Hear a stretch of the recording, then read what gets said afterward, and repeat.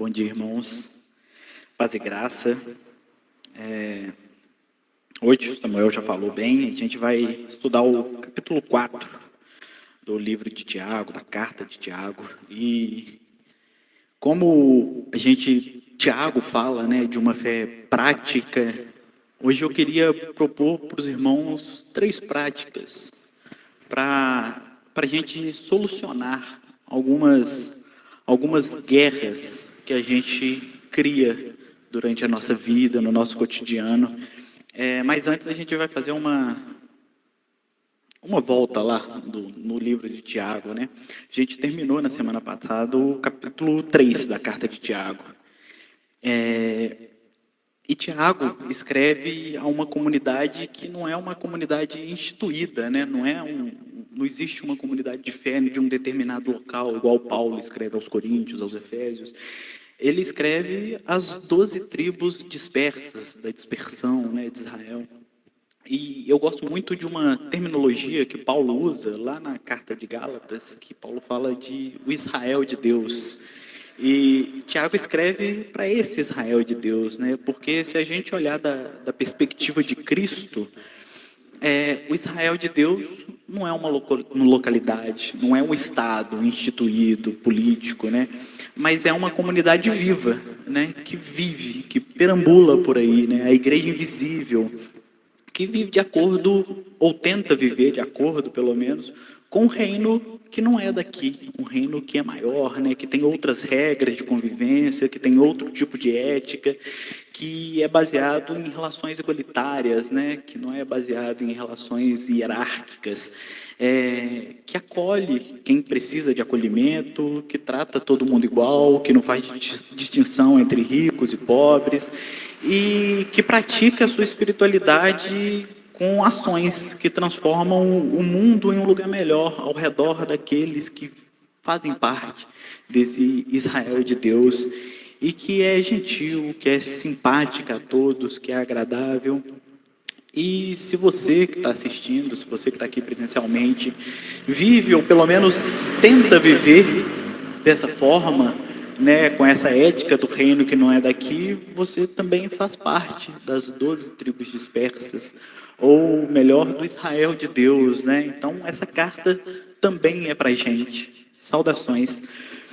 E, como eu disse, na semana passada, a gente terminou o 3º capítulo da carta de Tiago. E aí a gente vai fazer uma breve recapitulação desde lá do 1º capítulo, que eu acho importante a gente voltar 2 casinhas para a gente avançar 3. Tiago, o autor da carta, era possivelmente o irmão de Jesus Cristo, né? O protestantismo atribui a Tiago, irmão de Jesus, que ele não foi seguidor de Jesus durante o período que Jesus estava aqui na Terra, né? E depois da morte, da ressurreição, Jesus aparece para esse Tiago e agora ele se torna um dos principais líderes da igreja do 1º século. E aí ele escreve essa epístola por volta de 30 a 60 depois de Cristo. E, como eu disse anteriormente, né, para os cristãos que tinham sido dispersados por meio de perseguição religiosa, por meio de perseguição política. Então eram pessoas empobrecidas, né, pessoas que tinham fugido do seu lugar de origem, né, estavam em uma outra região, que estavam tentando viver a sua espiritualidade ali longe do seu lar.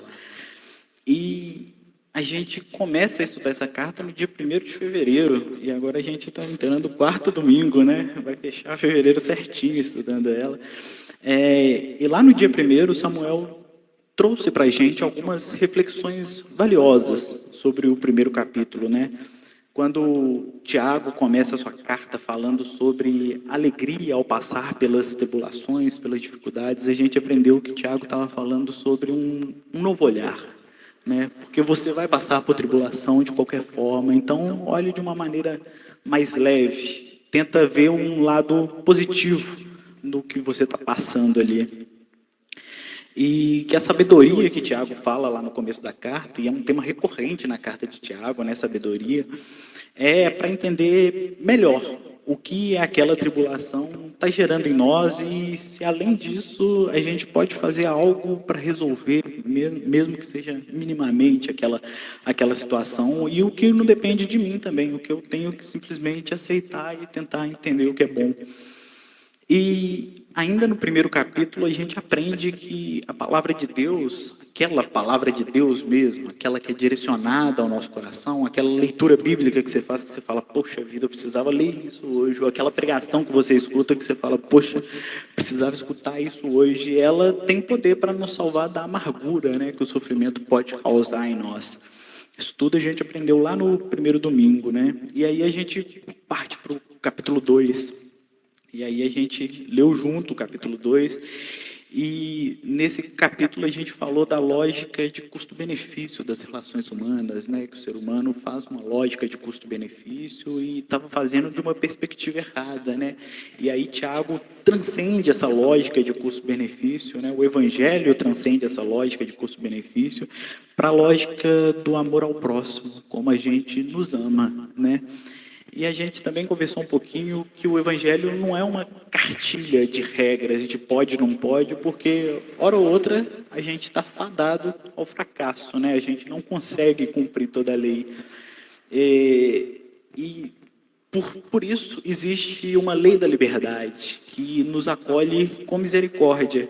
E essa, segundo Tiago, triunfa sobre o juízo. E, por fim, a gente encerra o capítulo 2 observando as palavras de Tiago sobre uma fé muito nominal, pouco prática, né? E essa fé, para Tiago, é morta. A fé, para Tiago, se movimenta na direção do outro, né? Principalmente o outro que precisa de ajuda, e devolve a vida, devolve a dignidade para o outro. Essa é a fé para Tiago, né? Então, a fé é prática. Por isso que hoje eu queria propor 3 lições práticas para a gente. E aí a gente chega no capítulo 3, que foi falado na semana passada.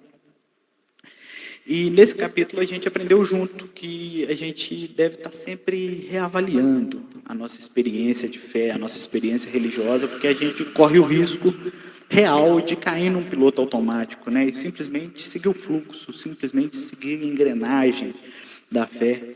E aprendemos também que a carta foi destinada a cristãos que tinham uma certa sede por poder, certa sede por aparecer, uma vontade de ser mestre, de ser conhecido, mas que, por outro lado, não conseguiam controlar a língua, né? E o Samuel nos exortou muito bem sobre o poder da língua, né? E como que ela tem o poder da vida e da morte mesmo nela. E tudo isso está no canal do Ministério Templo de Oração. Tem uma playlist lá dedicada para os nossos encontros aqui dominicais, né, para a nossa escola dominical, e você pode assistir, reassistir quantas vezes você quiser para entender o que foi dito de fato, né? Eu fiz um brevíssimo resumo aqui, mas eu tenho 3 motivos para fazer esse resumo. O primeiro motivo é pessoal, que eu tenho toque, eu tenho um monte de mania, e quando eu estou lendo algum livro, depois que eu retomo a leitura, no outro dia ou alguns dias depois, eu tenho obrigatoriamente que voltar uns 2 parágrafos para trás para eu me situar de onde que eu estou lendo, né? E de onde que eu de fato estou. Então a gente volta um pouquinho na carta de Tiago para a gente se situar, de onde que a gente chegou agora. O segundo motivo é que isso é uma carta, né? E Tiago não dividiu essa carta em capítulos, né? A gente dividiu essa carta em capítulos. Eu não sou do tempo das cartas, de tocar cartas, né? Mas eu imagino, minha mãe conta, que a gente não lia a carta em partes, né? A gente lê ela toda de uma vez, né? Então é importante a gente entender ela toda para a gente chegar aqui no nosso capítulo 4, né? Imagina, o seu namorado, sua namorada te mandou uma cartinha lá, você leu metade, foi dormir, não dorme, tem que acabar de ler a carta, né? Tiago escreve em carta, né? A gente separou para ficar mais fácil a compreensão, né? E, por fim, o terceiro motivo é que no 4º capítulo, Tiago continua tratando de um assunto que ele começa a tratar no capítulo 3. Então, a gente precisa voltar um pouquinho para entender melhor o que Tiago quer dizer nesse 4º capítulo. Dito isso tudo, no capítulo 3, Tiago está orientando os irmãos sobre o desejo deles de serem mestres, né, ou de terem sabedoria, Melhor dizendo, ele está falando sobre o porquê do desejo dos irmãos, né? Ele não está falando sobre o desejo em si, ele está falando do porquê. O que tem por trás dessa vontade de ser mestre, né? E ele termina o capítulo falando de dois tipos de sabedoria, né? Uma que vem do céu e a outra demoníaca, né? E ele fala que a sabedoria que vem do céu, ela é pacífica, amável, compreensiva, misericordiosa, etc. E o outro tipo, ele fala que é carregada de inveja, de ambição egoísta, né? Que é uma sabedoria entre aspas, né? E termina o capítulo falando de paz. E agora ele começa o capítulo 4 falando do oposto da paz. Ele fala sobre guerras, né? Que infelizmente é algo que está rodando o nosso radar, né? Quando a gente vai ler uma notícia, tem falando sobre guerra, nas nossas conversas pessoais, a gente acaba hora ou outra falando sobre uma guerra, né? O mundo tem vivido uma instabilidade política muito grande, né? E tem guerras e rumores de guerras, como a Bíblia diz, por todas as partes aí, e tá rodando o nosso radar.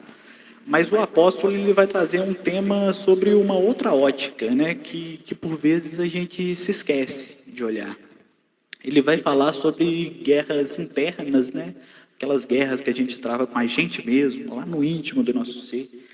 Ele vai falar sobre guerras que a gente trava com Deus.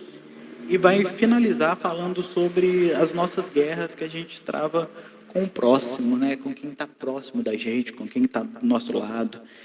E eu vou me ater do versículo 1 até o versículo 12.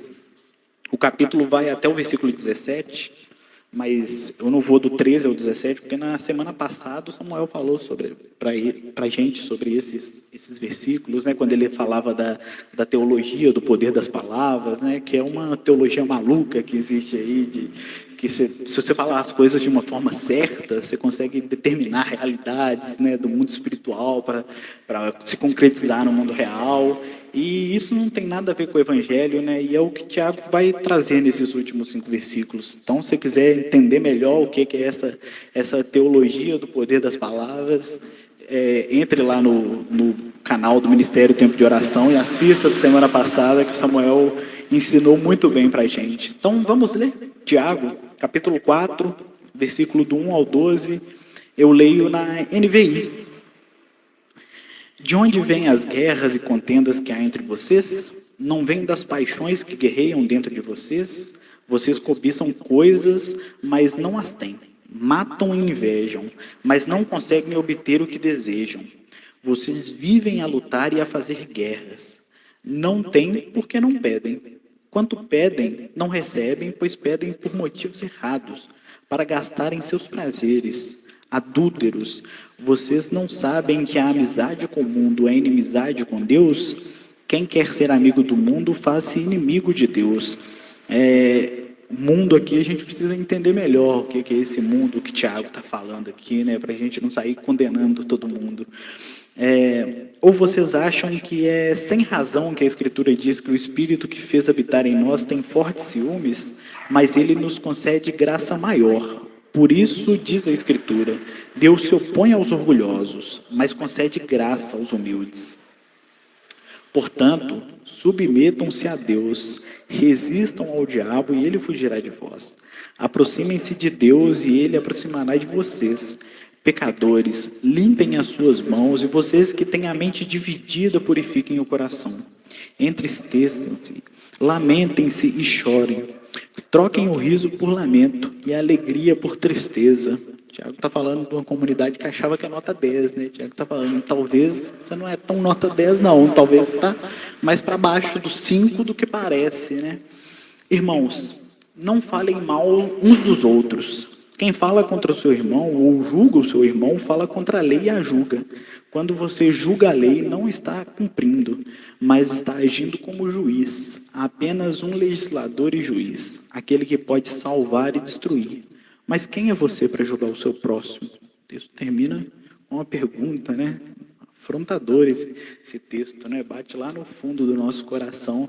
E Tiago, ele começa os 3 primeiros versículos falando sobre os desejos, né? Ou as paixões, aqueles mais profundos, né, que, se a gente não tomar cuidado, são capazes de nos controlar e até fazer a gente matar, não literalmente, talvez, né, mas invejar. Tanta é a vontade, tanto é o desejo de ter o objeto do nosso desejo. E se tem algo que o ser humano tem problemas, são com essas paixões ou com esses desejos desenfreados, né, que vêm em uma intensidade que é capaz de nos dominar, de tal modo que a gente perde até um pouquinho da nossa humanidade, né, ou em casos mais extremos a gente perde totalmente a nossa humanidade, né. Para a gente falar de casos extremos, a gente pode falar de um estupro, por exemplo, não é? O cara perdeu completamente a humanidade dele por causa de um desejo que ele não conseguiu controlar, né? Então a gente tem que tomar cuidado com isso.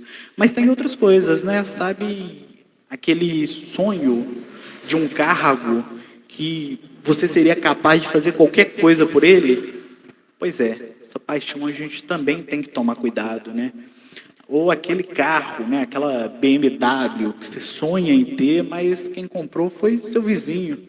E, para o seu azar, você sai no mesmo horário para ir para o trabalho. E aí você sai da garagem com um Kwid, ele sai com uma BMW todo dia. E você fica olhando para aquilo e bate aquela invejinha.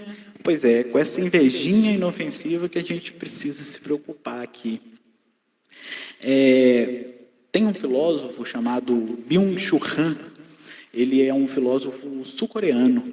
E ele vai chamar a nossa sociedade de sociedade do cansaço. Olha que interessante.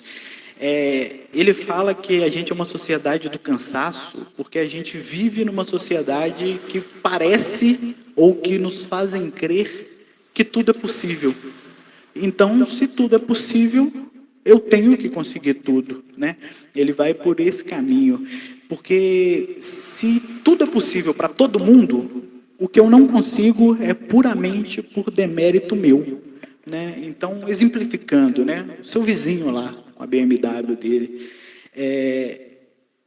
eu não tenho uma BMW porque eu não acordei cedo o suficiente, porque eu não fiz hora extra suficiente, eu não me dediquei o suficiente para ter esse carro que é o meu sonho.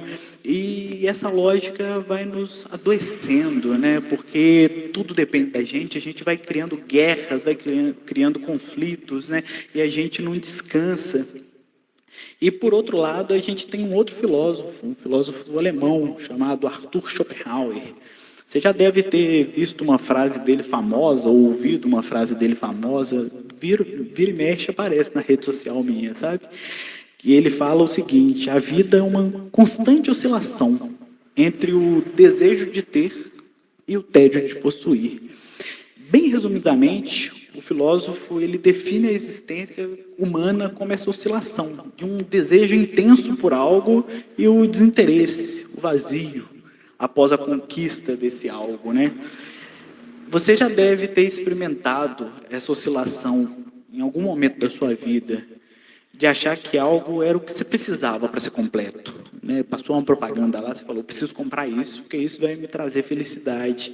E quando chegou lá, não era bem assim, não era isso que você precisava.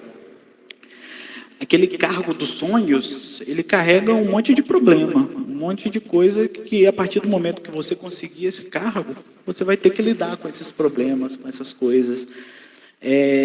Aquele carro do sonho, semana passada lançou outro, e ele já não é mais um carro do sonho, agora tem um outro carro que você precisa comprar para ser feliz, porque senão não vai valer a pena.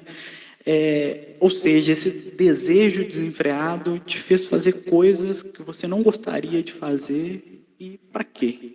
Né? Às vezes não alcançou o objetivo que você achou que ia alcançar. E isso não acontece só na vida cotidiana, né? Acontece no meio da religião também. Relembrando, né? Tiago não está falando da vida cotidiana aqui. Ele está escrevendo para os irmãos uma parte que ele fala sobre o desejo de ser mestre, de ter sabedoria, né? Sabe aquele desejo de ser um grande pregador, né? Para a honra e glória de Deus, né? Será mesmo que é para a honra e glória de Deus ou para os seus próprios prazeres, né? Mas em todo tempo a gente é empurrado para esses desejos, né? O comercial da TV, o comercial lá do YouTube, oferece aquele produto que vai fazer você e quem está perto de você feliz, né? O mercado de trabalho mostra aquela vaga que é ocupada por alguém que, na sua visão, você tem um currículo pior do que o seu, que você merecia estar naquela vaga. A religião cria uma hierarquia que quem está em cima é muito mais importante do que um membro comum, que só vai ao culto. E talvez é até um pouco vexatório ser apenas membro, né? Tinha um pastor lá na igreja que eu ia que falava que membro de banco é prego. Então, é vexatório, né, ser membro. E como que eu devo lidar com isso tudo? E aí eu fico com o conselho que Paulo dá a Timóteo, lá na sua primeira epístola, quando ele escreve para Timóteo, no capítulo 6, no versículo 6 a 8. Paulo fala assim: de fato, a piedade com contentamento é grande fonte de lucro, pois nada trouxemos para este mundo e dele nada podemos levar. Caixão não tem gaveta, né? O que você conquistar aqui vai ficar por aqui mesmo. Por isso, tendo o que comer e com o que vestir, estejamos com isso satisfeitos. Contentamento é a palavra de ordem.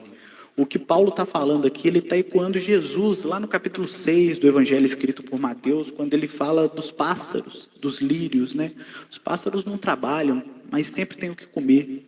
Os lírios não fiam, mas sempre estão bem vestidos, né? Nós, enquanto seres humanos, a gente precisa de pouco para viver.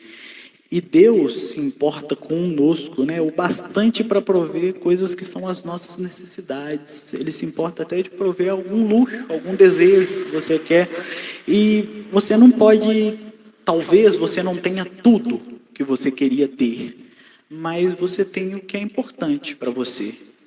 O convívio com sua família é mais importante do que aquele cargo. O bom relacionamento com seu vizinho é mais importante do que aquele carro. A sua paz é mais importante do que seu sabichão da igreja, sabe? Então, a primeira prática que eu queria propor para nós nessa manhã, diante do texto de Tiago, é a prática do contentamento, sabe? É olhar para frente e pensar, é lá que eu quero chegar. Mas é olhar no retrovisor e falar, poxa, Deus veio comigo até aqui, sabe?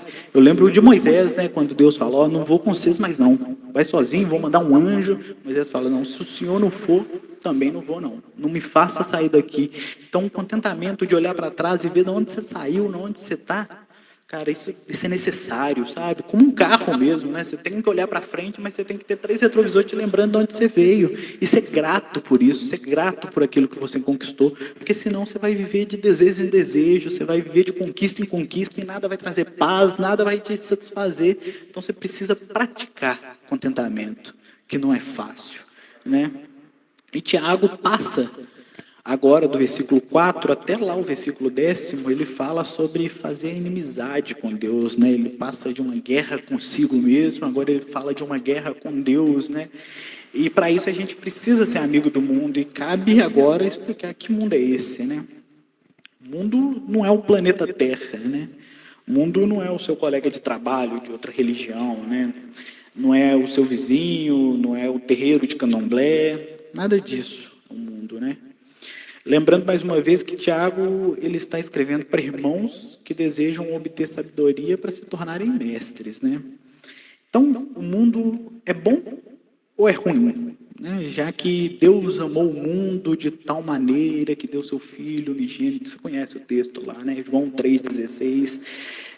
Mas Tiago fala que a amizade com o mundo é inimizade com Deus. Será que Deus mudou de ideia? Então, obviamente, né, os respectivos autores estão falando de 2 coisas distintas, né? Enquanto João está se referindo à humanidade, né, de homens e mulheres carentes do amor de Deus, Tiago está fazendo referência a um sistema que tem um modo de operar, um sistema que tem uma engrenagem que não tem espaço para Deus trabalhar nesse sistema ali, e funciona movimentando tudo e todos que estão nesse sistema. O mundo que o apóstolo Tiago está falando aqui para a gente é muito mais parecido com o mundo que João se refere lá na sua primeira epístola, capítulo 2, versículos 15 e 16. Não amem o mundo, diz o apóstolo João, nem o que nele há. Se alguém amar o mundo, o amor do Pai não está nele, pois tudo o que há no mundo, cobiça da carne, cobiça dos olhos e ostentação dos bens, não provém do Pai, mas do mundo. O mundo oferecia, ou o mundo oferece, aquele reconhecimento que os irmãos estavam buscando, aquele elogio depois da palavra, né, que faz a gente achar que a gente é bom mesmo. Poxa vida, hoje rebentei, sabe? É interessante a gente pensar que esse sistema mundano que o apóstolo Tiago fala aqui, que o apóstolo João falou, ele não atua lá fora, para lá dos muros da nossa comunidade, né? Mas ele atua aqui dentro, dentro de mim, dentro do meu coração, né? Quando eu olho no espelho é que eu confronto esse mundo, essa vontade, sabe, de ser reconhecido, essa vontade de ser grande, e isso está dentro da igreja, né? Mesmo eu estudando a carta de Tiago, mesmo eu exercendo a minha fé, tudo isso vai virando o meu próprio prazer, tudo isso vai virando meu orgulho, minha sabedoria, minha vaidade, já diria Salomão, e aí eu já fiz amizade com o mundo, e às vezes eu nem percebi, e aí eu já me tornei inimigo de Deus. E Tiago fala para aquela comunidade, né? Olha, vocês estão achando que vocês são nota 10, mas vocês são nota 0. Então, por isso, troquem essa alegria por tristeza, né? E o que Tiago está dizendo aqui é que a lógica do reino de Deus é diferente. O sistema do reino de Deus funciona diferente. Lembra que eu falei lá do esquema de sim, então, né, que é comum na psicologia, que é comum na matemática, eu falei que o evangelho ele tem a sua própria lógica de sim, então. Pois é, a lógica do reino de Deus é que se você quiser ser importante, então deverá ser servo. E isso são palavras de Jesus, lá no Evangelho de Mateus, no capítulo 20, né? Você vai ler o texto lá, você vai encontrar. E é interessante a gente pensar nessa subversão, porque mesmo com aspirações egoístas, da gente se tornar grande, da gente se tornar conhecido, quando a gente passa a servir, a gente vai descobrindo aos poucos. Mesmo que a gente começou a servir com ambições egoístas. A gente leu lá que Jesus falou que o grande é o servo, a gente começa a servir, né, para a gente se tornar grande. Mas aí a gente vai descobrindo aos poucos que o importante mesmo não é ser grande. O importante é servir. Com o tempo, esse orgulho e essa vontade de se tornar conhecido vai passando e você vai entendendo que lavar os pés não é para ganhar aplauso. É porque tem gente com o pé sujo, que precisa ser lavado. E aí você lava. Se para acabar ou minimizar com as nossas guerras internas, cabe a prática do contentamento, olhar para o retrovisor e ver de onde que a gente saiu, né? Para acabar com as nossas guerras com Deus, cabe a nós entender que a lógica do mundo, do egoísmo, do orgulho, não tem nada parecido com a lógica de Deus e praticar o serviço. Então a gente já tem 2 práticas aí para a gente fazer.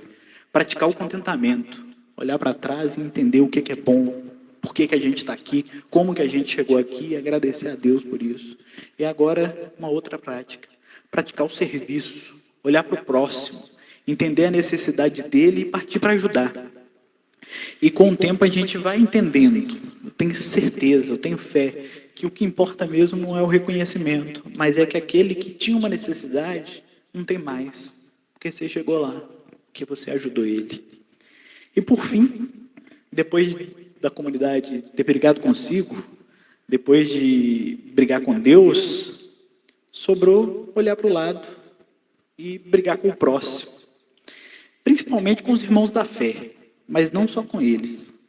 É feio demais falar mal dos outros. Principalmente quando esse falar mal vem carregado de juízo, vem carregado de certeza, de condenação. O que o pastor Tiago está exortando a comunidade é que é impossível conhecer todos os fatos envolvidos na vida de uma pessoa, principalmente aqueles íntimos, que ela não revela para ninguém. que estão escondidos lá no coração dela. E sendo assim, quando você fala mal ou quando você julga alguém, você está fazendo isso baseado em evidências parciais. E, eventualmente, está sendo insensível com o outro. E isso é pecar também. Isso é pecar contra o outro e é pecar contra Deus. Nosso chamado não é para ser juiz. Nosso chamado é para amar. Nosso chamado é para ter compaixão. Não é para sair falando o que o outro deve ou não fazer, como que devem tratar ou não o outro. E eu me lembrei de uma frase do C.S. Lewis, quando eu estava digitando essa mensagem, eu lembrei, e C.S. Lewis fala assim: se o maior pecador que você conhece não é você, você precisa se conhecer melhor. Lá no nosso íntimo, a gente sabe de verdade onde o calo aperta. No fundo, a gente tem certeza absoluta que se não fosse por Jesus, a gente estava entregue aos nossos desejos que iam acabar destruindo a nossa vida, a nossa convivência com a nossa família, a nossa convivência com os nossos amigos. A gente sabe lá no fundo do nosso coração as traves que atravessam o nosso olho, que atravessam a nossa alma, mas a gente prefere ignorar isso, né, e partir para julgar o próximo. Então, para concluir, são 11h10, são essas 3 práticas, essas 3 lições que eu queria deixar para os irmãos no capítulo 4 da epístola do apóstolo Joelho de Camelo. Para que as nossas orações elas não sejam reduzidas a pedidos egoístas, que a gente possa praticar o contentamento. Eu quero chegar lá, mas Deus me trouxe até aqui. E se Ele quiser, eu vou chegar lá junto com Ele, mas sozinho eu não vou. Para que o mundo não domine o nosso jeito de estar e ser, que a gente possa praticar o serviço. E com a graça de Deus, a gente vai percebendo que no fim o servir não é o reconhecimento, mas é atender a necessidade do próximo. E para que a tentação de falar mal do outro, de julgar o outro, não ganhe espaços nos nossos corações, que a gente possa praticar a autoavaliação, olhar para dentro, refletir, e a cada momento a gente tem que ter certeza que se não fosse por Deus, que se não fosse por Jesus, a gente estaria perdido. E a lei da liberdade nos alcançou e com ela a misericórdia, e que ela possa alcançar a quem precisa de misericórdia e que ela também nos acompanhe. Amém.